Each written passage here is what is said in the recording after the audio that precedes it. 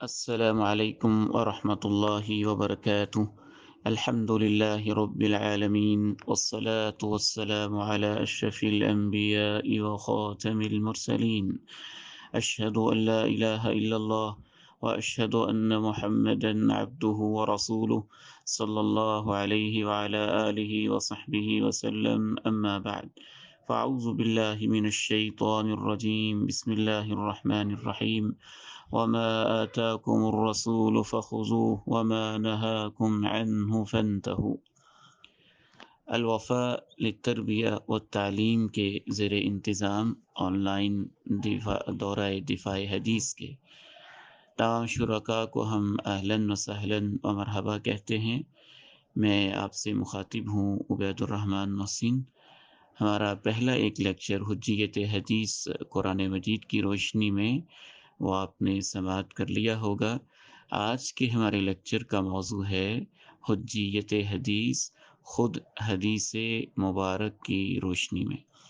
اللہ کے نبی علیہ الصلاۃ والسلام کی احادیث طیبہ میں خود اللہ کے نبی علیہ السلام اپنی احادیث کو کس نگاہ سے دیکھتے تھے، اللہ کے فرشتے کس نگاہ سے دیکھتے تھے، اس پر آج ہماری گفتگو ہوگی۔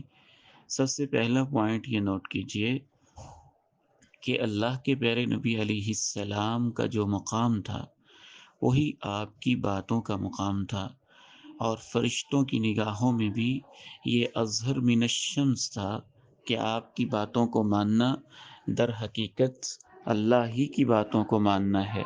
آپ اس حدیث سے اندازہ کیجئے، صحیح بخاری کی حدیث ہے۔ اس حدیث کے راوی ہیں حضرت جابر رضی اللہ تعالی عنہ۔ کہتے ہیں کہ فرشتے نبی علیہ السلام کے پاس آئے، آپ سو رہے تھے۔ بعض فرشتے کہنے لگے کہ آپ سو رہے ہیں، اور کچھ نے کہا نہیں، ان کا دل بیدار ہے، آنکھ سو رہی ہے۔ پھر وہ کہنے لگے کہ اس اپنے صاحب کی کوئی مثال بیان کرو۔ تو ان میں سے کچھ نے کہا کہ یہ سو رہے ہیں، کچھ نے کہا کہ آنکھ سو رہی ہے، دل جاگ رہا ہے۔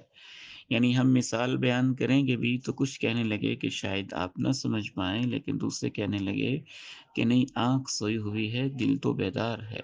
تو انہوں نے یہ مثال بیان کی کہ اس پیغمبر عظیم کی مثال ایک ایسے بادشاہ اور ایک ایسے آدمی کی طرح ہے جس نے ایک محل بنایا اور اس میں ایک دسترخوان کا انتظام کیا اور اپنے ایک منادی کو بلانے کے لیے بھیجا۔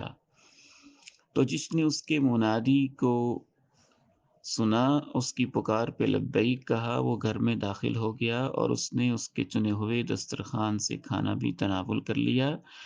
اور جس نے اس کی پکار پہ لبیک نہ کہا، نہ تو وہ گھر میں داخل ہو سکا اور نہ ہی وہ اس کے دسترخوان سے کچھ کھا سکا۔ پھر فرشتے آپس میں کہنے لگے کہ یہ جو تم نے مثال بیان کی ہے، اس کی وضاحت بھی کر دو تاکہ آپ علیہ السلام اسے سمجھ جائیں۔ پھر وہ آپس میں تکرار کرنے لگے، کچھ نے کہا وہ تو سو رہے ہیں، کچھ نے کہا نہیں، آنکھ سو رہی ہے، دل بیدار ہے۔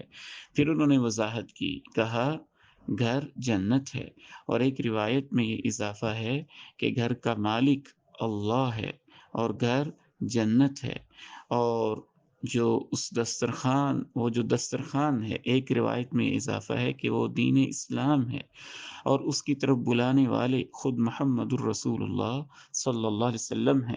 فمن اطاع محمدا فقد اطاع اللہ، جو محمد علیہ الصلاۃ والسلام کی اطاعت کرتا ہے وہ در حقیقت اللہ ہی کی اطاعت کرتا ہے۔ یہ ہے محل استشہاد حجیت حدیث، کہ فرشتے یہ سمجھتے ہیں کہ اللہ کے نبی علیہ السلام کی جو بات مانتا ہے وہ حقیقت میں اللہ ہی کی بات مانتا ہے۔ ومن عصى محمدا صلی اللہ علیہ وسلم فقد عصى اللہ، اور جو محمد صلی اللہ علیہ وسلم کی نافرمانی کرتا ہے وہ اللہ کی نافرمانی کرتا ہے۔ یہ آخری الفاظ بہت اہم ہیں۔ ومحمد صلی اللہ علیہ وسلم فرق بین الناس، حضرت محمد صلی اللہ علیہ وسلم کی ہستی ہی وہ ہستی ہیں جو تمام انسانوں کے درمیان ما بہل امتیاز ہیں، وجہ امتیاز ہیں، حق و باطل کے درمیان فرق کرنے والے ہیں۔ اللہ پر ایمان تو یہود بھی رکھتے ہیں، عیسائی بھی رکھتے ہیں، کفار بھی رکھتے ہیں۔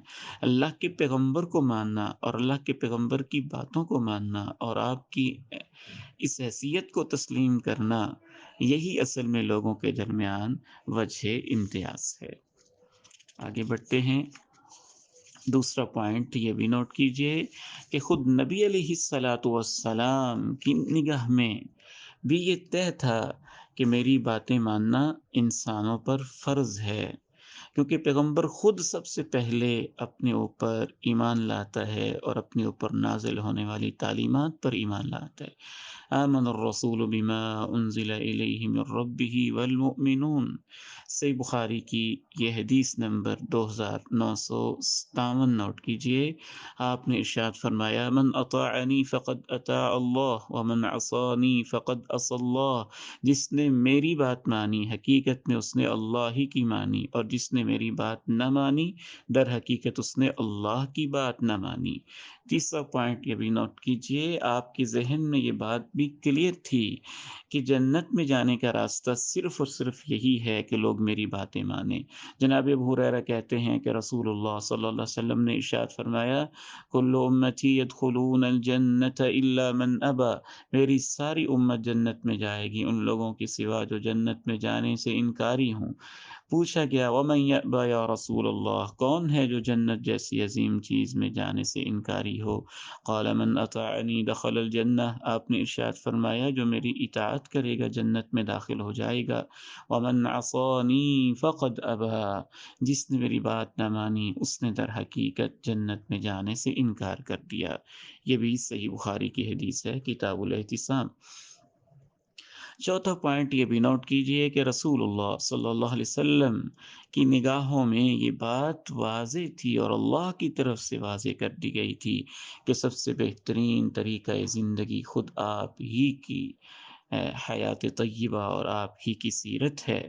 جناب جابر رضی اللہ تعالیٰ عنہ ارشاد فرماتے ہیں کہ اللہ کے پیارے نبی علیہ السلام اپنے خطبوں میں یہ کہا کرتے تھے اما بعد فإن خیر الحدیث کتاب اللہ، سب سے بہترین باتیں اللہ کی کتاب کی ہیں، وخیر الہدی ہدی محمد صلی اللہ علیہ وسلم، سب سے بہترین طریقہ زندگی اور سب سے بہترین رہنما حیات ہدی محمد صلی اللہ علیہ وسلم، حضرت محمد صلی اللہ علیہ وسلم کا طریقہ زندگی اور آپ کی سیرت ہے۔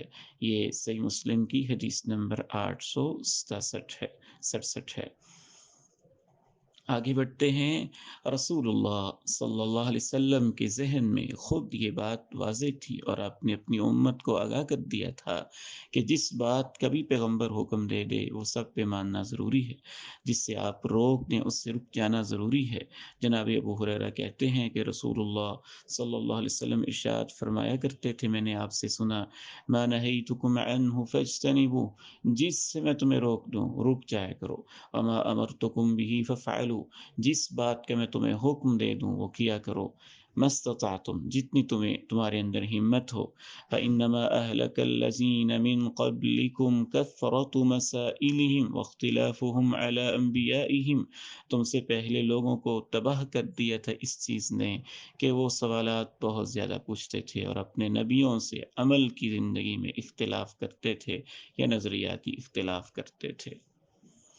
ایک چھٹا پوائنٹ بھی اپنے پاس نوٹ کیجئے، صرف یہی نہیں کہ آپ علیہ الصلاۃ والسلام کے ذہن میں یہ بات کلیئر تھی کہ میری امت پر میری ہر بات کو ماننا ضروری ہے، بلکہ آپ اس بات میں بھی کلیئر تھے کہ کوئی شخص اس وقت تک صاحب ایمان ہی نہیں ہو سکتا جب تک کہ وہ اپنے ارادوں کو بھی اللہ کے نبی علیہ السلام کی تعلیمات کے تابع نہیں کر دیتا۔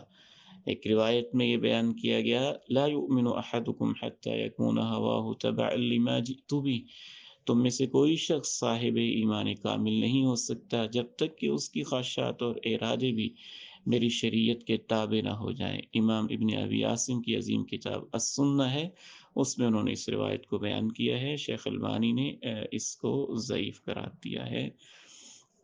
لیکن اس کا معنی مفہوم بالکل واضح اور کلیئر ہے کہ ایک بندہ مومن وہ ہوتا ہے کہ جب وہ کسی کام کا ارادہ بھی کر لیتا ہے تو دیکھ لیتا ہے کہ جس کام کا میں ارادہ کر رہا ہوں کہیں اللہ کے پیغمبر کی تعلیمات اور شریعت کے خلاف تو نہیں ہے۔ اگر اس کے خلاف ہوتا ہے تو ارادہ ترک کر دیتا ہے، اس کے خلاف نہیں ہوتا ہے تو پھر اپنے ارادے کو جاری رکھتا ہے۔ ساتواں پوائنٹ یہ نوٹ کیجئے، رسول اللہ صلی اللہ علیہ وسلم اپنی باتوں کو حجت سمجھتے تھے، تو اسی بنیاد پر ہی آپ اس بات کی ترغیب بھی دیتے تھے۔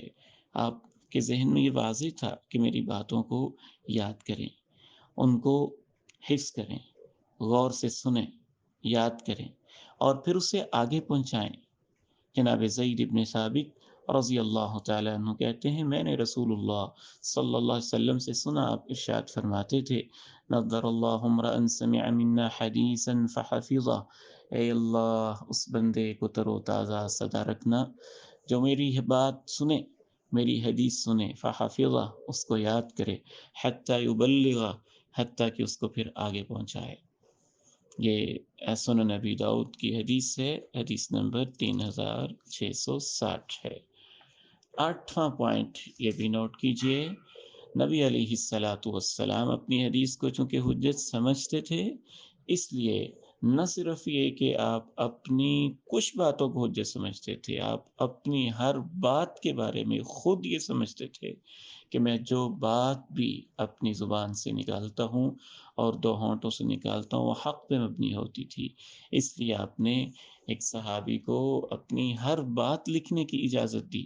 جناب عبداللہ بن عمر رضی اللہ تعالیٰ عنہ کہتے ہیں كنت اکتب كل شيء اسمعه من رسول اللہ صلی اللہ علیہ وسلم، میں ہر چیز جو بھی سنتا تھا لکھ لیا کرتا تھا۔ اريد حفظہ، میرا یہ ارادہ ہوتا تھا کہ میں لکھوں گا اور پھر اس کو یاد کروں گا۔ فنہتنی قریش، مجھے قریش لوگوں نے روکا کہ آپ نہ لکھا کریں۔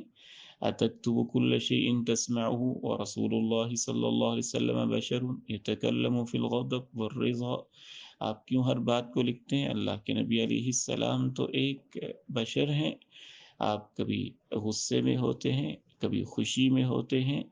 فامسکت عن الکتاب، کہتے ہیں کہ میں نے پھر لکھنا چھوڑ دیا، موقوف کر دیا۔ فذکرت ذلک لرسول اللہ صلی اللہ علیہ وسلم، میں نے اللہ کے نبی علیہ السلام سے اس بات کی تفصیل بیان کی۔ فأومأ بإصبعیہ إلی فیہ، بہت ہی قابل توجہ، صحابی کہتے ہیں کہ آپ نے اپنی انگلی سے اپنے دہن مبارک کی طرف، منہ کی طرف اشارہ کیا اور کہا اکتب، لکھا کرو عبداللہ۔ فوالذی نفسی بیدہ ما یخرج منہ الا حق، اس ذات کی قسم ہے جس کے ہاتھ میں میری جان ہے، اس منہ سے حق کے سوا کبھی کچھ نکلتا ہی نہیں ہے۔ سبحان اللہ و بحمدہ، سبحان اللہ العظیم۔ اس سے آپ اندازہ کیجئے کہ نبی علیہ السلام اپنی باتوں کو کیا حیثیت دیتے تھے۔ لکھنے کی بھی اجازت دی، حوصلہ افزائی بھی کی اور یہ وضاحت بھی کی، چاہے میں خوشی میں ہوں چاہے غصے میں ہوں، میری زبان سے جو بھی نکلتا ہے حق ہی نکلتا ہے۔ کیا خوبصورت حدیث ہے جو اس آیت کے بالکل مصداق ہے، وما ينطق عن الهوى ان هو الا وحی یوحی۔ آپ علیہ الصلاۃ والسلام کے ذہن میں یہ بات بھی بالکل کلیئر تھی اور اپنی امت کو آپ نے بتا دیا تھا۔ نواں پوائنٹ یہ نوٹ کیجئے کہ جو بھی عمل میری امت میری حدیث کے خلاف کرے گی، میری طرز زندگی کے خلاف کرے گی، وہ مردود ہوگا۔ سیدہ عائشہ رضی اللہ تعالی عنہا بیان فرماتی ہیں، آپ علیہ السلام نے ارشاد فرمایا من احدث فی امرنا ھذا ما لیس منہ فہو رد، جو ہمارے اس دین میں کوئی ایسی چیز ایجاد کرتا ہے جو اس میں سے نہیں ہے تو مردود ہے۔ یہ صحیح بخاری کی اور صحیح مسلم کی حدیث ہے۔ بلکہ آپ کے ذہن میں یہ بات بھی کلیئر تھی اور اپنی امت کو آپ نے بتا دیا تھا کہ امت اس وقت تک گمراہ نہیں ہوگی جب تک وہ قرآن اور اس کے ساتھ حدیث کو تھامے رکھے گی۔ آپ نے ارشاد فرمایا ترکت فیکم امرین لن تضلوا بعدہما ما تمسکتم بہما، میں تمہارے درمیان دو چیزیں چھوڑ کے جا رہا ہوں، جب تک تم ان کو تھامے رکھو گے تم کبھی گمراہ نہیں ہوگے۔ کتاب اللہ و سنتی، ان میں ایک چیز اللہ کی کتاب ہے اور دوسرے میری سنت ہے۔ وَلَن يَتَفَرَّقَا حَتَّى يَرِدَ عَلَيَّ الْحَوْض، اور کتاب اللہ اور سنت رسول کبھی جدا نہیں ہوں گے حتیٰ کہ حوض پر بھی یہ میرے پاس آئیں گے، پہنچیں گے۔ یہ موطا امام مالک کی مرسل روایت ہے۔ خطبہ حجۃ الوداع میں رسول اللہ صلی اللہ علیہ وسلم نے، جبکہ دنیا کا سب سے بڑا اجتماع تھا اور آپ کو ماننے والے دنیا کے کونے کونے سے آپ کے ساتھ حج کی سعادت حاصل کرنے کے لیے حاضر تھے، تو یہ پوری کیفیت جناب جابر رضی اللہ تعالی عنہ نے ایک حدیث میں بیان کی، اور اس میں جناب جابر نے آپ علیہ الصلاۃ والسلام کا حجۃ الوداع کا خطبہ بھی نقل کیا۔ تو حجۃ الوداع کے موقع پہ امت کے سب سے بڑے اجتماع سے اتنا بڑا الوداعی اور آخری تفصیلی خطاب کرتے ہوئے آپ نے جو باتیں کہیں ان میں سے ایک بات یہ بھی تھی، وَقَدْ تَرَكْتُ فِيكُمْ، میں تم میں چھوڑے جا رہا ہوں ایسی چیز، لن تضلوا بعدہ ان اعتصمتم بھی، اگر تم اسے مضبوطی سے تھامو گے تو کبھی بھٹک نہیں سکو گے۔ کتاب اللہ، اللہ کی کتاب۔ پھر ساتھ ہی آپ نے کہا وَأَنْتُمْ تُسْأَلُونَ عَنِّي، تم سے میرے بارے میں پوچھا جائے گا۔ فَمَا أَنْتُمْ قَائِلُونَ، تو میرے بارے میں تم کیا کہو گے؟ کتاب اللہ کے بعد آپ نے اپنی رسالت کا بیان کیا کہ میں نے تمہارے اندر ایک زندگی گزاری ہے، کتاب اللہ کی تشریح کی ہے، زندگی بھر کی باتیں بیان کی ہیں۔ قیامت کے دن اللہ کی عدالت میں تم سے میرے بارے میں پوچھا جائے گا تو کیا کہو گے؟ سب نے کہا نشہد انک قد بلغت وادیت ونصحت، ہم گواہی دیں گے کہ آپ نے دین پہنچا دیا، کما حق کو پہنچا دیا، اور آپ نے تو خیر خواہی کا حق ادا کر دیا۔ آپ نے جب یہ بات سنی تو آپ نے انگشت مبارک کو آسمان کی طرف اٹھایا اور پھر اس کو لوگوں کی طرف نیچے کیا اور کہا اللہم اشہد، اللہم اشہد، اے اللہ تو گواہ رہنا، اے اللہ تو گواہ رہنا۔ صحیح مسلم حدیث نمبر 1218۔ 10ویں بات یہ بھی نوٹ کیجئے، رسول اللہ صلی اللہ علیہ وسلم اس بات کے بارے میں بھی بالکل کلیئر تھے، اور آپ نے اپنی امت کی یہ تربیت کی تھی کہ جو میری حدیث سے اعراض کرتا ہے وہ در حقیقت خود اللہ کے نبی علیہ السلام سے اور دین سے اعراض کرتا ہے۔ جناب انس بن مالک رضی اللہ تعالی عنہ بیان کرتے ہیں کہ اللہ کے نبی علیہ السلام کی ازواج کے گھروں میں 3 افراد تشریف لائے، وہ نبی علیہ السلام کی عبادت کے بارے میں پوچھ رہے تھے۔ جب انہیں بتایا گیا تو یوں جیسے انہوں نے بہت کم اور ہلکا سمجھا ہو، اور آپس میں کہنے لگے کہ ہمارا اللہ کے نبی علیہ السلام کی عبادت کے ساتھ اور آپ کے مقام سے کیا نسبت بنتی ہے؟ قد غفر له ما تقدم من ذنبه وما تأخر، آپ کے تو گزشتہ اور بعد والے سب کچھ اللہ رب العزت نے آپ کو معاف کر دیا ہوا ہے۔ تو ان میں سے ایک کہنے لگا اما انا فاصلی اللیل ابدا، میں ہمیشہ کے لیے رات بھر قیام کیا کروں گا۔ دوسرا کہنے لگا انا اصوم الدہر ولا افطر، میں مسلسل روزے رکھوں گا اور کوئی روزہ نہیں چھوڑوں گا۔ وقال آخر، اور تیسرا کہنے لگا انا اعتزل النساء، میں عورتوں سے بالکل علیحدہ رہوں گا، میں کبھی بھی شادی نہیں کروں گا۔ فجاء رسول اللہ صلی اللہ علیہ وسلم، اللہ کے رسول صلی اللہ علیہ وسلم تشریف لائے۔ فقال، تو آپ نے ارشاد فرمایا انتم الذین قلتم کذا و کذا، تم لوگ ہو جنہوں نے ایسی اور ایسی باتیں کی ہیں۔ اما واللہ انی لاخشاکم للہ، خبردار رہو اللہ کی قسم میں تم میں سب سے زیادہ اللہ سے ڈرتا ہوں۔ واتقاکم، سب سے زیادہ اس سے تقوی اختیار کرتا ہوں۔ لیکنی اصوم و افطر، دیکھو میں روزہ بھی رکھتا ہوں، چھوڑتا بھی ہوں، اصلی و ارقد، نماز پڑھتا ہوں، سوتا بھی ہوں، اتزوج النساء، میں نے عورتوں سے شادی بھی کر رکھی ہے، فمن رغب عن سنتی فلیس منی، جو میری سنت سے بے رغبتی اختیار کرتا ہے، فلیس منی، وہ مجھ میں سے نہیں ہے۔ تو دیکھیے آپ علیہ الصلاۃ والسلام نے اپنی سنت کو اور اپنے طرز زندگی کو امت کے لیے کس قدر اہم قرار دیا، حالانکہ ان کی نیت بھی خالص تھی اور عبادات کی نیت تھی، اس کے باوجود آپ نے ارشاد فرمایا کہ دیکھو یہ میرا طرز زندگی ہے، جو اس پہ عمل نہیں کرتا ہے اور اس سے بے رغبتی اختیار کر کے اپنی راہیں ایجاد کرتا ہے، فلیس منی، اس کا میرے ساتھ کوئی تعلق نہیں ہے۔ یہ صحیح بخاری کی حدیث نمبر 5063 ہے۔ 11واں پوائنٹ، یہ بھی اپنے پاس نوٹ کیجئے، بلکہ انشاءاللہ یہ آپ کو نوٹس پہنچا دیے جائیں گے، امید ہے انشاءاللہ تعالی۔ آپ علیہ الصلاۃ والسلام اس بات میں خود اپنی امت کو اپنے کلیئر کر دیا تھا کہ جو میری باتیں ماننے سے انکار کرتا ہے اس کا انجام برا ہوگا، اس کا مقدر تباہی ہے۔ 2-3 اس کے اوپر میں شواہد آپ کے سامنے رکھتا ہوں، جس سے اندازہ ہوگا کہ حدیث رسول کو ماننا اور نہ ماننا یہ انسان کی پسند اور ناپسند کا مسئلہ نہیں ہے، یہ انسان کی کامیابی اور ناکامی کا اسی کے اوپر دار و مدار ہے۔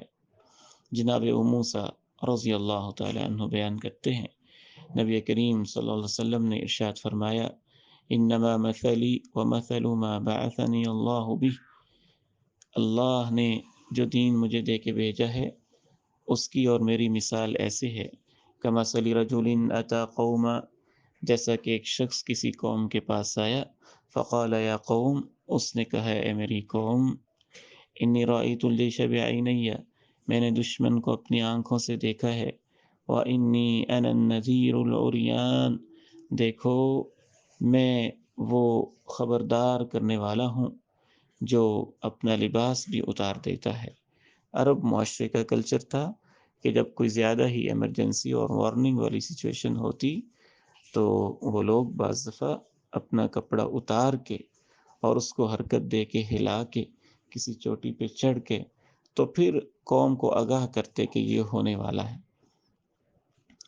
تو اس کی طرف اشارہ کرتے ہوئے آپ نے کہا مجھے اسی طرح سمجھو جیسے وہ آگاہ کرنے والا ہوتا ہے جس نے اپنا لباس اتارا ہو۔ فن نجا، بچ جاؤ، بچ جاؤ، نجات کی فکر کرو، نجات کی فکر کرو۔ فَأَطَاعَهُ طَائِفَةٌ مِّن قَوْمِهِ، کچھ لوگوں نے اس وارننگ دینے والے، متنبہ کرنے والے کی بات مان لی۔ فَانْطَلَقُوا عَلَى مَهْلِهِمْ، تو آہستہ آہستہ چل دیے، فَنَجَوْا، تو دشمن سے بچ گئے۔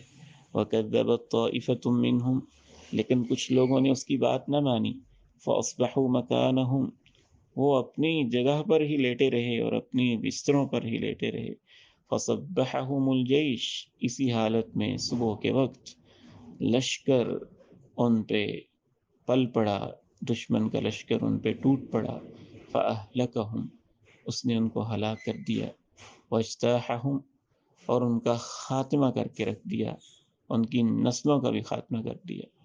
فَذَلِكَ مَثَلُ مَنْ أَطَاعَنِي، آپ فرماتے ہیں یہ مثال ہے اس شخص کی جو میری باتوں کو مانتا ہے، فَاتَّبَعَ مَا جِئْتُ بِهِ، اور اس چیز کی اتباع کرتا ہے جو میں لے کر آیا ہوں۔ وَمَثَلُ مَنْ عَصَانِي، اور یہی مثال ہے اس شخص کی جو میری نافرمانی کرتا ہے۔ وَكَذَّبَ بِمَا جِئْتُ بِهِ مِنَ الْحَقِّ، اور جو حق کی باتیں میں لے کے آیا ہوں ان کو ماننے کے لیے تیار نہیں ہوتا ہے۔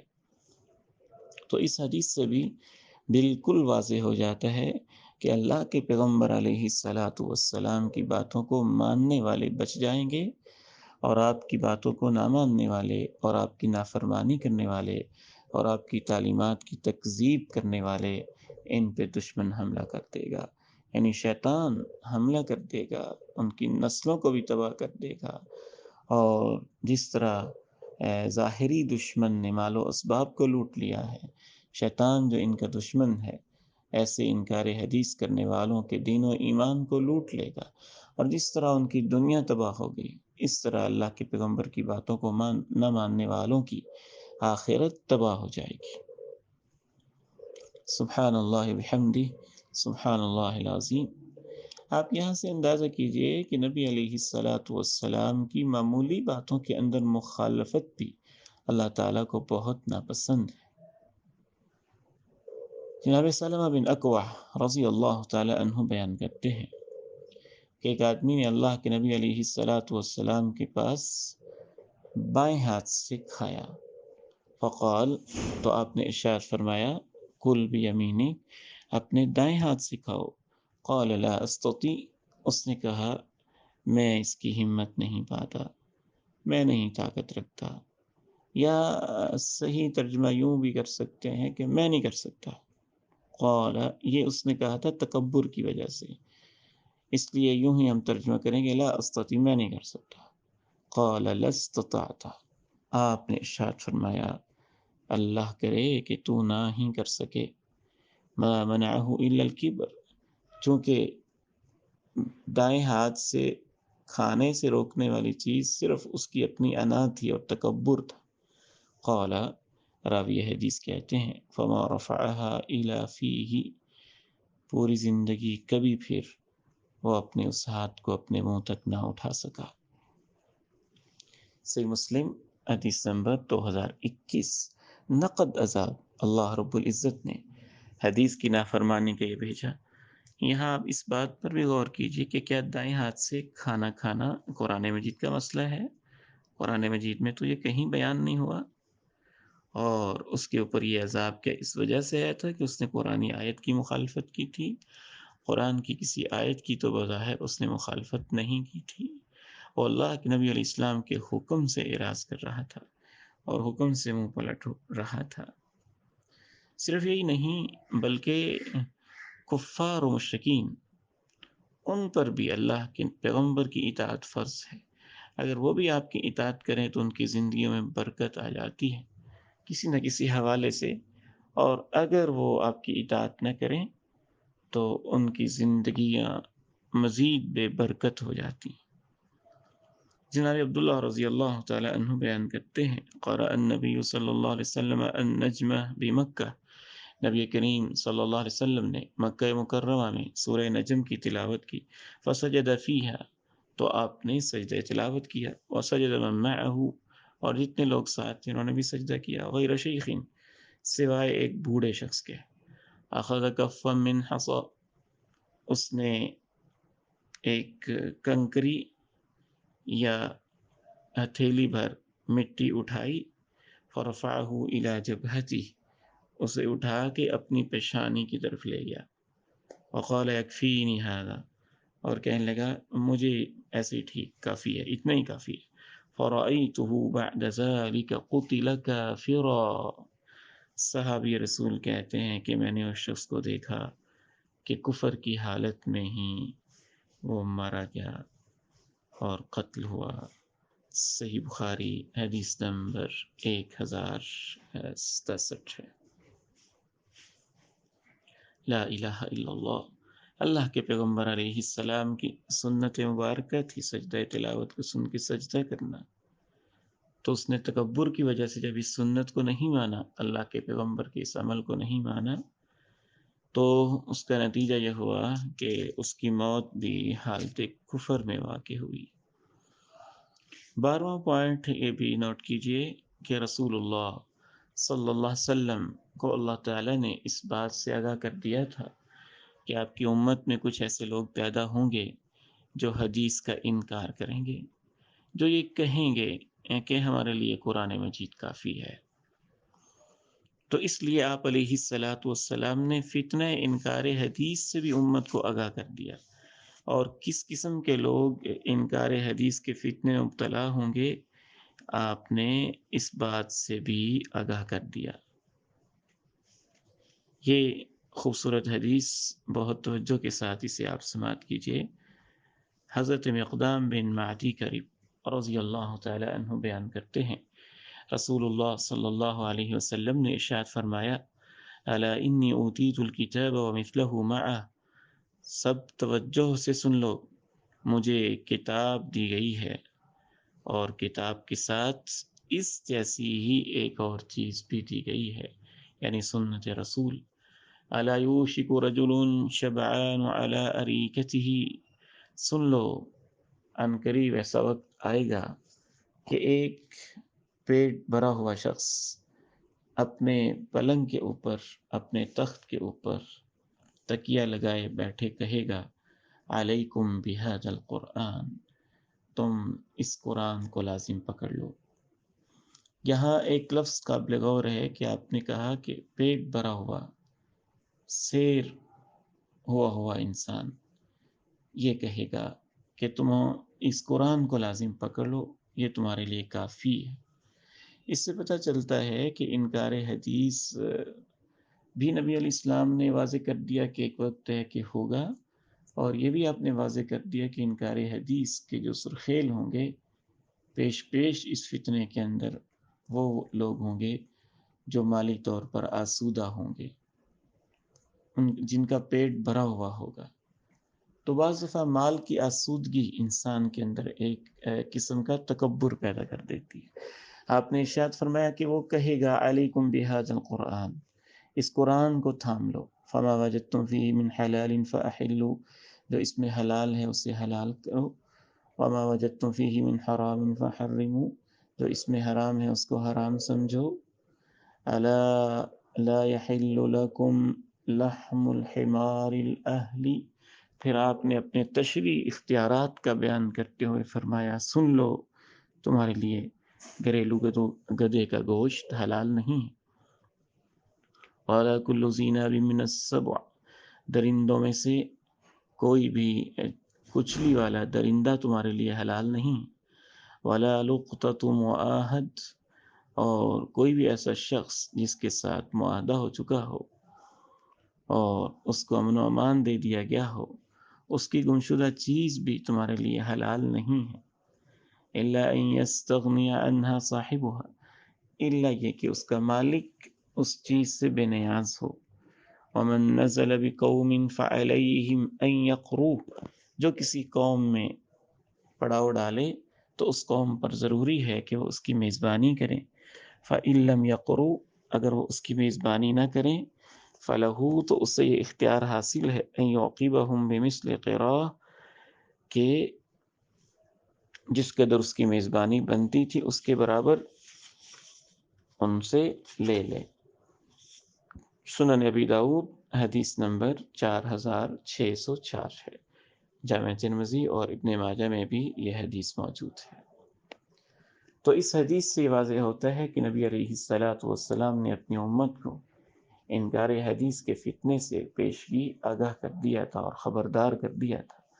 سابقہ احادیث کے ساتھ ملایا جائے تو یہ بھی واضح ہوتا ہے کہ آپ نے اپنی امت کو یہ بھی بتا دیا تھا کہ تم حق پہ اس وقت تک قائم رہو گے جب تک تم قرآن و سنت کو تھامے رکھو گے۔ آخری چند منٹ کے اندر چند آخری پوائنٹس بھی میں آپ کے سامنے واضح کیے دیتا ہوں۔ صحابہ کرام رضوان اللہ علیہم اجمعین کی زندگی میں یہ تو سوال ہی پیدا نہیں ہوتا تھا کہ ایسی سوچ بھی کہیں کسی جگہ پر اگرچہ مدھمی کسی شکل میں ہو موجود ہو کہ اللہ کے پیغمبر کی بات پہ وہ یہ سوال اٹھائیں کہ ماننا ہے کہ نہیں، حجت ہے کہ نہیں۔ یہ تو افسوس کے ساتھ بات کے ادوار کے فتنے ہیں۔ صحابہ کرام کی تربیت کا کیا انداز تھا اور ان کا طرز زندگی کیا تھا، آپ صحیح بخاری کے اس واقعہ سے اسے ملاحظہ کر سکتے ہیں، جسے ایک کافر نے نوٹ کیا ہے۔ کافر نے، یہ عروہ بن مسعود الثقفی ہیں جو بعد میں مسلمان ہو گئے۔ جب مذاکرات کے لیے آئے تو بڑے گھور گھور کے یہ دیکھ رہے تھے، آنکھیں پھاڑ پھاڑ کے گہرائی کے ساتھ صحابہ کے طرز عمل کو۔ تو واپس آ کے انہوں نے جو طرز عمل بیان کیا وہ ذرا سنیے اور اپنے ایمان کو تازہ کیجیے۔ جناب عروہ کہتے ہیں فواللہ ما تنخم رسول الله صلى الله عليه وسلم نخامة إلا وقعت في كف رجل منهم فدلك بها وجهه وجلده. اللہ کی قسم ہے کہ آپ علیہ الصلاۃ والسلام نے جب بھی کوئی بلغم بھی تھوکی تو صحابہ نے اسے اپنے ہاتھوں پر مل لیا، اپنے چہرے پر اور اپنے بدن پر۔ وَإِذَا أَمَرَهُمْ ابْتَدَرُوا أَمْرَهُ، جب بھی آپ نے کوئی حکم دیا تو جلدی سے انہوں نے اس حکم کی بجا آوری کی۔ وَإِذَا تَوَضَّأَ، اور جب بھی آپ نے وضو کیا، كانوا يقتتلون على وضوئه، تو وضو کے پانی پہ اس قدر ایک دوسرے سے سبقت لے جانے لگے، یوں لگتا تھا جیسا ان کی لڑائی ہو جائے گی۔ وَإِذَا تَكَلَّمَ، جب آپ نے کوئی گفتگو فرمائی، خفضوا اصواتهم، تو سب نے اپنی آوازوں کو آپ کے سامنے پست کر لیا۔ وَمَا يُحِدُّونَ إِلَيْهِ النَّظَرَ تَعْظِيمًا لَهُ، آپ کی عظمت کے پیش نظر وہ یعنی صحابہ کرام جی بھر کر آپ کو دیکھ بھی نہیں سکتے تھے۔ اللہ اکبر۔ جناب عروہ نے ساتھ یہ بھی کمنٹس دیے، واللہ لقد وفدت علی الملوک ووفدت علی قیصر و کسری والنجاشی، اللہ کی قسم میں بڑے بڑے بادشاہوں کے وفد میں شامل ہوا ہوں، کیسر و کسریٰ کے پاس بھی میں مہمان بن کے گیا ہوا ہوں، نجاشی کے پاس بھی میں گیا ہوا ہوں۔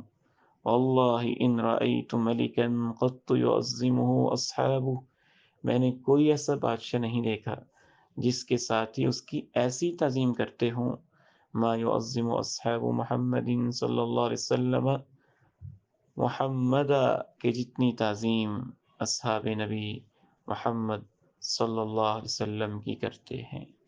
صحیح بخاری حدیث نمبر 2732۔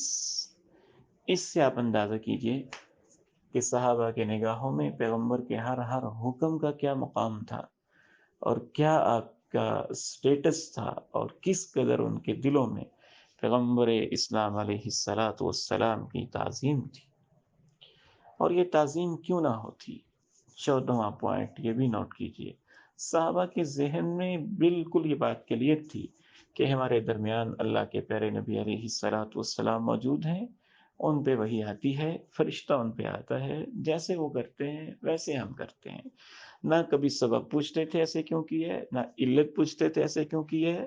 اس کی تفصیل تو انشاءاللہ اگلے لیکچر میں ہم بیان کریں گے کہ صحابہ کرام حدیث کو کس قدر حجت سمجھتے تھے، لیکن چند ایک اشارے میں اس لیکچر کے اختتام پہ کرنا چاہتا ہوں۔